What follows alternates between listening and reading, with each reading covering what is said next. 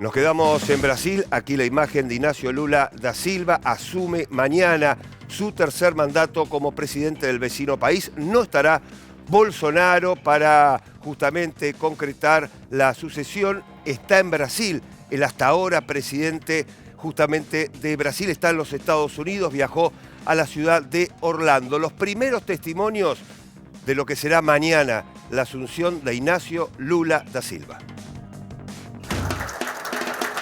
Não será admitido manifestação de cunho político contrário no dia da posse na área central de Brasília.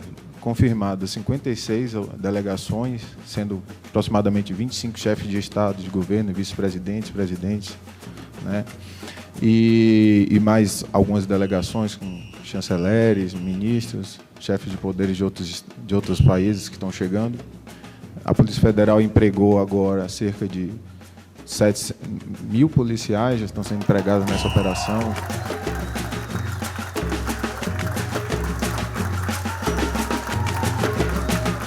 Eu estou feliz porque nunca antes na história do Brasil teve tantas mulheres ministras. Nunca antes.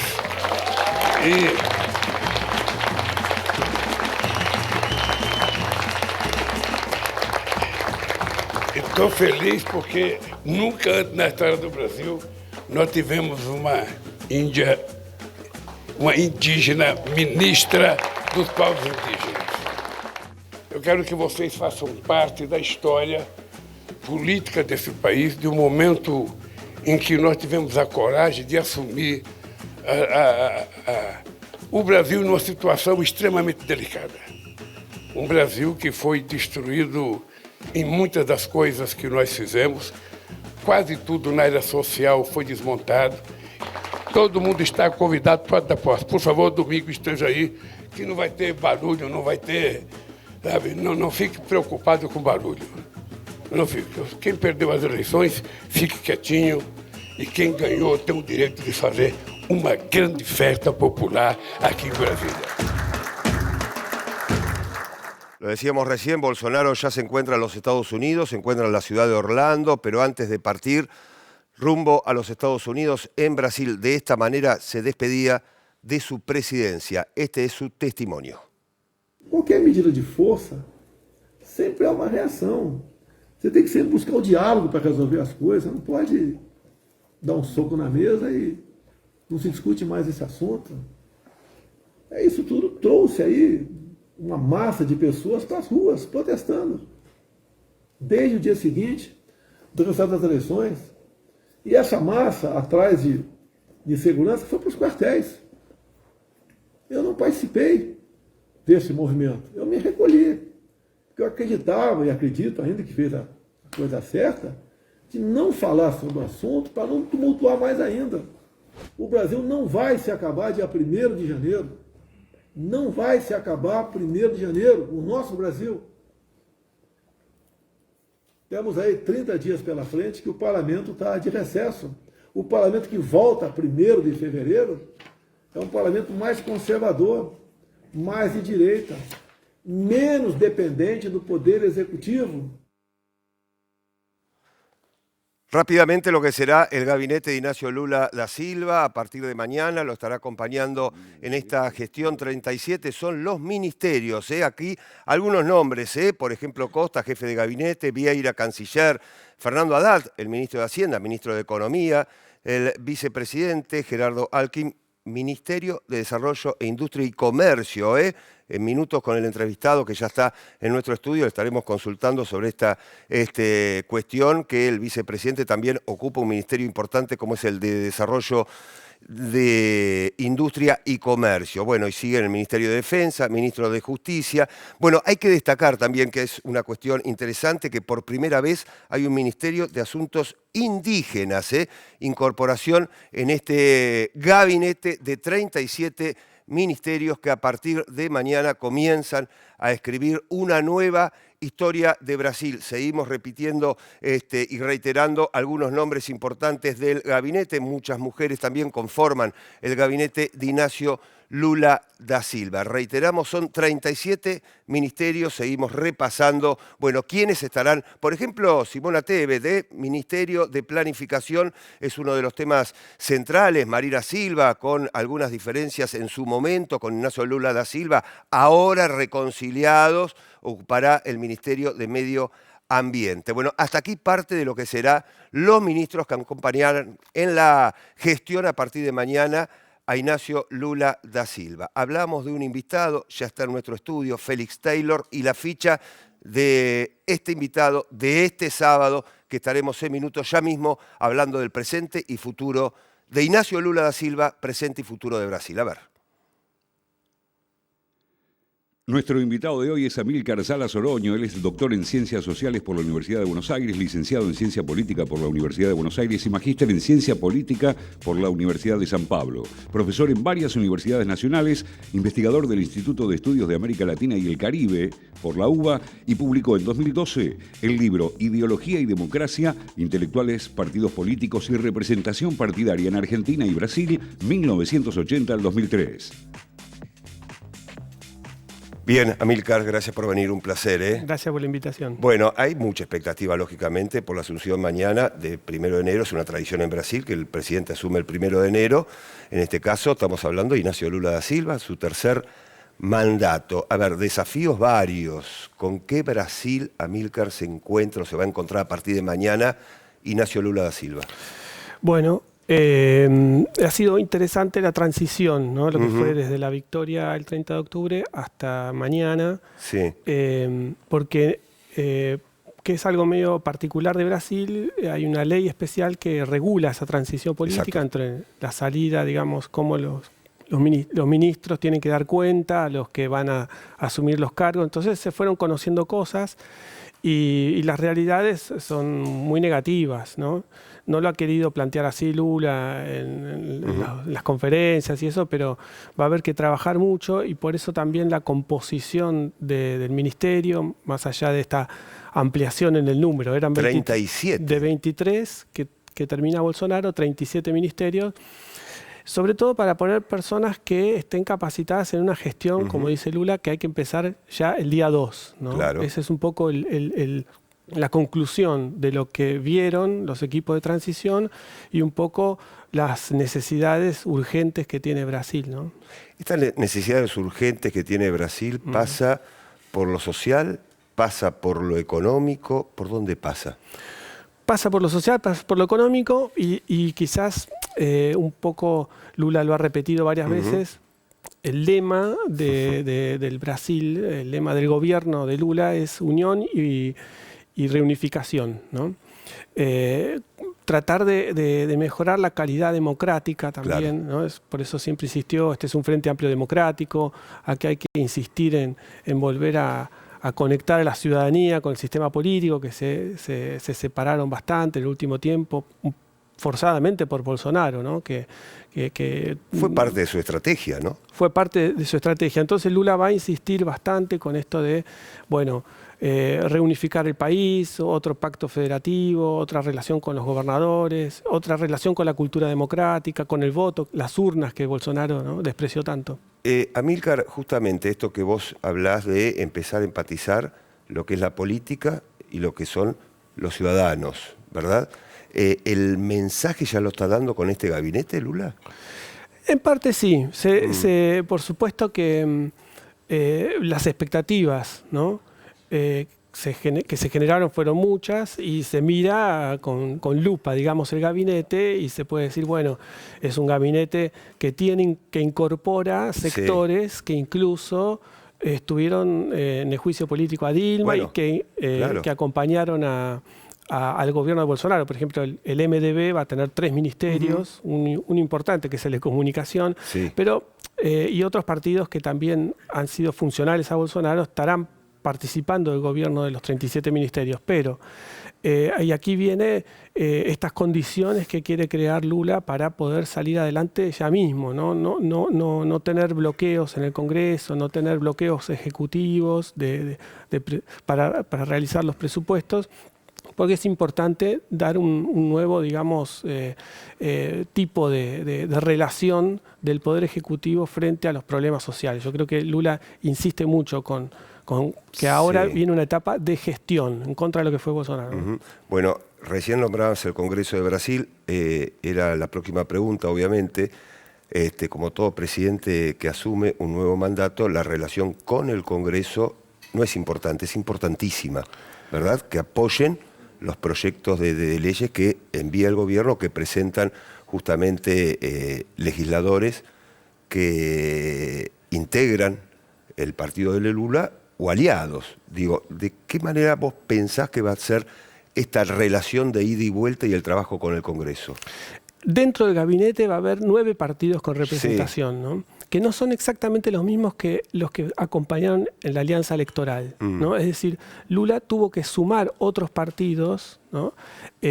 Por ejemplo, el MDB, el PCD, Unión Brasil, que no formaban parte de su coalición electoral, pero para que cuando arranque el gobierno tenga esos números en el Congreso, que todavía no garantizan tener una mayoría robusta que permita, por ejemplo, enmiendas constitucionales para reformas más profundas. Por el momento eso no. Eso no lo tiene, pero sí puede por lo menos viabilizar sus propios proyectos de ley en el Congreso. Ahora esa mayoría la tiene gracias a que tuvo que articular y colocar representaciones partidarias dentro de su propio gabinete. Hablando del gabinete, recién veíamos algunos nombres, ¿no? El caso de María Silva, enemistada en su momento con Ignacio Lula da Silva, y ahora está ocupando un ministerio. Ahora va a ocupar a partir de mañana. Vuelve con el Ministerio de Medio Ambiente. Exacto. Importante. María Silva fue una histórica del Partido de los Trabajadores, una referente medioambiental en el mundo, digamos, ¿no? Sí, sin duda. Que tuvo sus desavenencias con Lula, bastante fuertes, con Dilma también. Claro. Pero que ahora un poco Bolsonaro juntó a una vieja guardia del partido que se había alejado, que volvió, digamos, a acercarse a Lula. Es importante la figura de Marina, sobre todo viene de una conferencia, ¿no?, medioambiental muy importante. El protagonismo de Marina puede ser decisivo para que Lula también, esa agenda medioambiental que seguramente pautará las discusiones, ¿no?, de aquí en adelante, esté manejada con una persona muy metida en el tema, ¿no? Recién señalábamos parte de lo que será el gabinete de Lula da Silva a partir de mañana, lo acompañará en su gestión, y decíamos foco en el vicepresidente, que va a ocupar el lugar obviamente de vicepresidente, pero aparte como ministro de Desarrollo Social. Como ministro de Producción. De Producción, claro. Industria. Ese es un puesto, porque el ministerio... Se está buscando un empresario, ¿verdad?, para ese lugar. Se estaba buscando, eso lo dejaron, digamos, trascender. Pretendían que fuera el presidente de la Fiesp el que ocupara ese lugar de industria, pero bueno, no se pudo dar y era preferible no seguir abriendo a otras composiciones y poner a Alckmin, que tiene buen tránsito con la clase empresaria en general, ¿no?, por sus orígenes también partidarios. Recordemos que Alckmin era de un partido que siempre fue opositor a Lula. Ahí ya hay una cuestión democrática que se quiso incorporar. Claro. Y Alckmin cumplirá esa función de coordinar, ¿no es cierto?, esta parte de la industria. Recordemos que el Ministerio de Economía, que manejaba Paulo Guedes hasta estos días... Fernando Haddad. Se divide en 4, ¿no es cierto? Fernando Haddad se queda en Hacienda y Alckmin se ocupará de Industria. Y hay otros 2 puestos que van a ocupar un poco una característica que tuvieron los otros gobiernos del Partido de los Trabajadores, que era también dividir el área económica en subáreas. Recién decíamos, bueno, tercer mandato para Ignacio Lula da Silva. ¿Es el mismo país o son 2 o 3 países diferentes, si uno tiene en cuenta lo que fueron las 2 presidencias anteriores de Ignacio Lula da Silva? ¿Es otro Brasil? Es otro Brasil. Uno podría decir, bueno, la inflación es más alta, Sí. el mercado laboral está más complicado, ¿no? Los sectores económicos también han sufrido bastante este deterioro institucional. Bueno, Hay que- pandemia de por medio, Hay ¿no? que reconstruir, por eso uno de los lemas, reconstruir, unificar. Y la pandemia fue muy fuerte en Brasil, uno de los Sí, sí, países claro. que más afectó, ¿no? En ese sentido también aparecía una ministra que va a tener Lula, fue presidente de la fundación que se ocupó de las vacunas, ¿no? Ese es un gesto, digamos, para una Bueno. sociedad civil que se movió a pesar de Bolsonaro, ¿no? La ministra de Salud de Lula será entonces quien represente la posibilidad, que es media, digamos, inaudita para un tercer mundo, de fabricar vacunas, ¿no? Claro, hay Eso. que destacar también, vos recién lo nombrabas a Bolsonaro, no estará en el traspaso de mando, ya se encuentra en los Estados Unidos, se encuentra en la ciudad de Orlando y compartimos hace minutos lo que fue su último mensaje de despedida, ¿no? Y bueno, hasta el último acto, Bolsonaro ha querido ir en contra de las tradiciones democráticas. El último que no pasó la faja presidencial fue justamente el último militar de la dictadura, Sarney. Exacto. Se negó, él también, Figueiredo, se Correcto. negó. Bolsonaro quiere imitar, digamos, ese gesto militar. Bueno, a ver, a partir de ahora, obviamente, presente y futuro de Brasil, a partir de la asunción de mañana de Ignacio Lula da Silva. Pero hay otro capítulo importante que nos importa mucho como argentinos y integrantes de la región, justamente las relaciones con los países, por ejemplo, miembros del Mercosur y la relación particular con la República Argentina. Que estuvo muy dañada en los últimos Muy 4 dañada. años. Muy dañada, sí. Prácticamente no hubo relación. No, una de las primeras... Mínima. Una de las Mínima. primeras frases de Paulo Guedes, el Sí. ministro de Economía que se va, fue: a nosotros el Mercosur no nos interesa. Y de ahí trazó un rumbo, digamos, de relaciones con el Mercosur y con la Argentina, a lo que Bolsonaro sumó frases muy despectivas con el país, con el presidente. Eso, digamos, todo lo que se había mejorado, justamente señalaba Sarney, de los 80 para acá, se pudo construir esta idea de una alianza estratégica, ¿no? Que Sí, fue sí, aceptada claro. en ambos lados, tanto en Brasil como en la Argentina. La importancia de la relación, Bolsonaro la desintegró, la deshidrató, ¿no? De una forma ridícula, y ahora le tocará nuevamente a Lula tratar de reconstruir eso, que hay muy buena onda entre los dos presidentes, digamos, y hay una comprensión. El canciller que va a asumir ahora también es una garantía, porque tiene tránsito diplomático en la Argentina, es una garantía para que esto se recomponga. Lula tiene marcado 3 viajes, Brasil tiene como 3 objetivos internacionales: Estados Unidos, China y la Argentina, ¿no? Va a comenzar por ahí la agenda de Lula, lo ha declarado varias veces. Recién hablábamos, Amilcar, de las relaciones entre Brasil y la República Argentina. Presente y futuro del Mercosur a partir de la asunción de Lula. Digo, hoy un Mercosur que, si bien continúan los debates, continúan los encuentros, continúan los congresos, pero sin demasiadas decisiones, ¿no? Mucha teoría, pero poca práctica. ¿Cómo te imaginás a partir del lunes? Bueno, el hecho de que participen, ¿no?, los jefes de Estado es importante, porque Bolsonaro, ¿no?, trató de varias maneras de no darle importancia a eso, faltando. Ahí hay una relación con la Unión Europea que tiene Bueno, que claro, ser revalidada o revisarse. Hay varias discusiones en un mundo que es más complejo que hace 20 años, que es cuando asumió Lula. Es más complejo. En aquel momento había la guerra en Irak, pero ahora hay una transformación en la estructura comercial, productiva, claro, ¿no? La pandemia también. Entonces va a haber que tener cancillerías, ¿no?, que apuesten, digamos, a esa diplomacia, y es muy interesante. Por eso también hay mucha expectativa desde el Cono Sur o de los países vecinos a lo que pase, Sí, sí. porque Brasil es un actor global con cierto peso dudas. en las decisiones, no solo del sistema internacional, sino en el precio de las materias primas, ¿no?, la energía.